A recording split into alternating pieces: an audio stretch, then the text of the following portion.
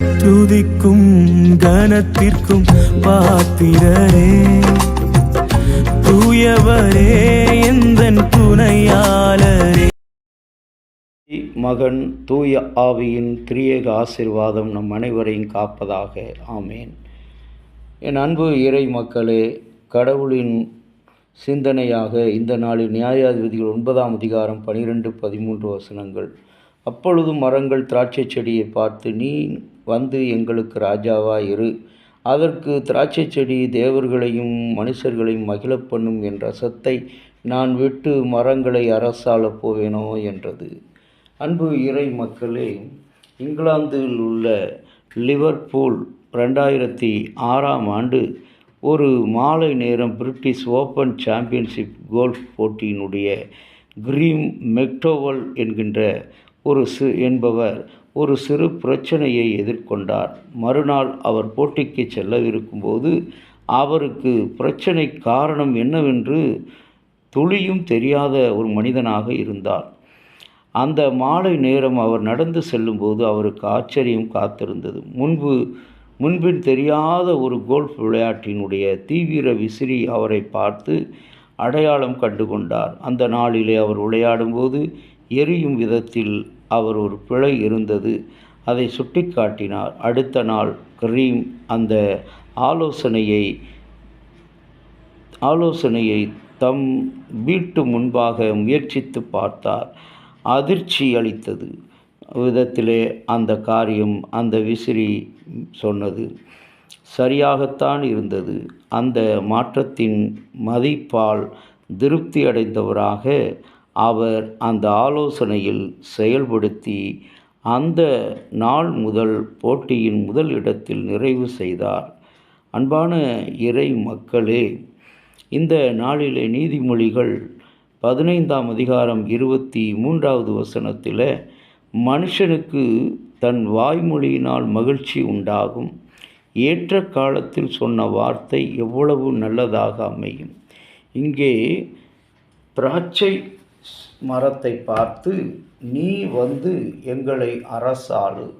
அப்பொழுது திராட்சை மரம் பேசினதாம், நான் தேவர்களையும் அரசர்களையும் மகிழச் செய்ய வேண்டிய மனிதனாக இருக்கிறேன்.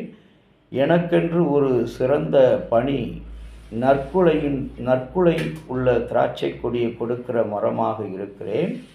என்னை வந்து எப்படி நான் மரங்களை அரசாளுவது என்று சொல்லி அந்த திராட்சை செடி தன்னுடைய பொறுப்பை மிக அழகாக உணர்ந்து பதிலளித்தது.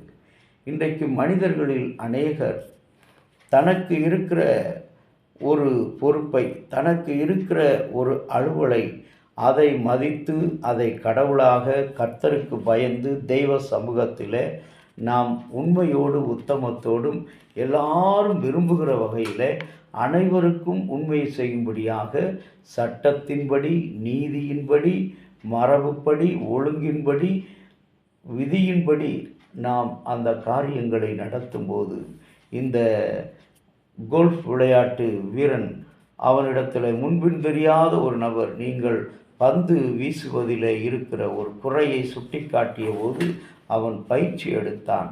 அந்த பயிற்சி உண்மைதான் என்று சொல்லி அறிந்தது. இன்றைக்கும் கூட அன்புக்குரிய இறை மக்களே, ஒருவேளை நமக்கு புத்தி சொல்கிறவர்கள், ஆலோசனை சொல்கிறவர்கள், அவர்கள் முன்பின் தெரியாதவர்களாக இருக்கலாம், ஆனால் படிப்பறிவு இல்லாதவர்களாக இருக்கலாம், ஒருவேளை அறிவற்றவர்களாக குறைந்த தரத்தில் உள்ள மக்களாக, ஆனால் அவர்களுடைய வார்த்தையிலும் வாயின் வார்த்தைகளினால நம்முடைய வாழ்க்கை மகிழ்ச்சியாகும் என்ற எண்ணத்தோடு அவர்கள் வார்த்தைக்கு மதிப்பளித்து அதை ஏற்றுக்கொள்ள வேண்டும்.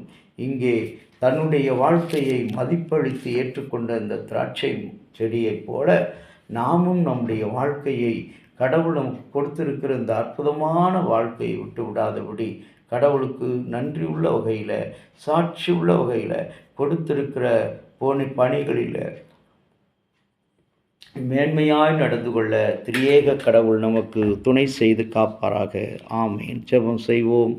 அன்புள்ள பரலோக தந்தையே, உம்முடைய இரக்கமும் கிருபையும் எங்களுடைய வாழ்க்கையில் மாறாமல் இருக்கிறது. நாங்கள் உம்முடைய அழைப்பை பெற்றவர்கள், உமக்கு உரியவர்கள் என்பதை மறந்து இந்த உலகத்தையும் உலக காரியங்களையும் பார்த்து மனம் போன போக்கிலே நடந்து கொண்டிருந்தோம். ஆகவே எங்களுடைய வாழ்க்கையிலே தோல்விகள், கஷ்டங்கள், அமைதி இல்லாத தன்மை, புரட்சி, பல்வேறு விதமான பிரச்சனைகள் இவைகளிலே இருந்தோம்.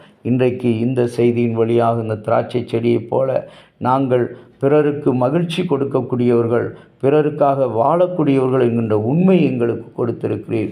அந்த உண்மையில் இயேசு எவ்வாறு கல்வாரி சிலுவையில் பிறருக்காக தன்னுடைய உயிரை கொடுத்தது போல நாங்களும் பிறருக்காக நன்மை செய்கிறவர்களாக, ஆண்டவரே, தீமைக்கு தீமை செய்யாமல் நன்மை செய்கிறவர்களாக இருக்க எங்களுக்கு துணை புரிந்தருளும். இயேசு